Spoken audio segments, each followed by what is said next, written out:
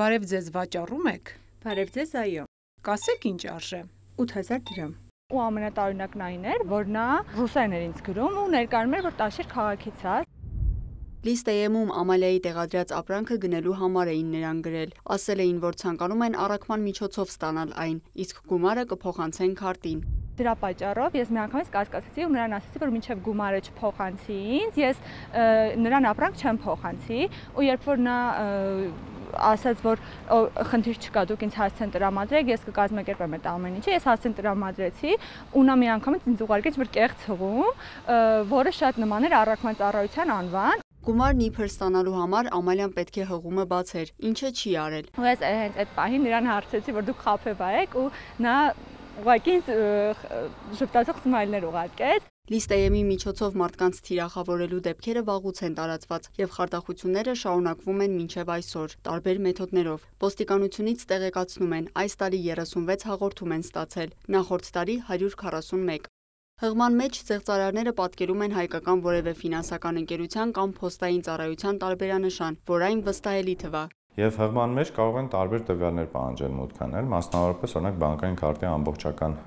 թվերը կամ օնլայն բանկի մուտքային տվյալները, կախված նրանից, թե ինչ հղում է պատրաստված։ Հավանականությունը մեծ է, որ տվյալները մուտքագրելու դեպքում անձը կկորցնի առկա գումարը կամ իր անունով վարկ կձևակերպեն։ Այդ պատճառով խորհուրդ է տրվում բանկային քարտի մոբայլ բենքինգի տվյալները որևէ տեղ չլրացնել։ Առքովաճառքի համար տրամադրել բանկային հաշվեհամար կամ գոնե քարտի միայն 16 թվերը։ Մի շարք դեպքերի ուսումնասիրությունը եւ ֆինանսական շարժը ուսումնասիրելով, այսինքն հափշտակած գումարների չասեմ վերջնակետ, բայց ճանապարհը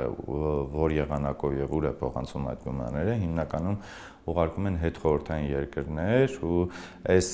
ձեռագիրը մի շարք երկրներում է տարածված այս հանցագործության եւ մեծ է հավանականությունը, որ հենց այդ երկրներից էլ թիրախավորում են մեր քաղաքացիներին։ Ոստիկանությունից խորհուրդ են տալիս նաև որևէ մեկին չվաճառել բանկային քարտի տվյալները, հետագայում խնդիրներից խուսափելու համար։ Տրամադրում են իրենց բանկային քարտի ամբողջական տվյալները կամ գրանցվում եւ վերիֆիկացիա են անցնում որևէ բանկային կազմակերպությունում եւ օնլայն բենքինգի տվյալներն են տալիս։ Մեր քաղաքացիները պետք է հասկանան, որ այդ տվյալները կարող է օգտագործվել նրանց դեմ եւ դառնա հանցագործների ձեռքում որպես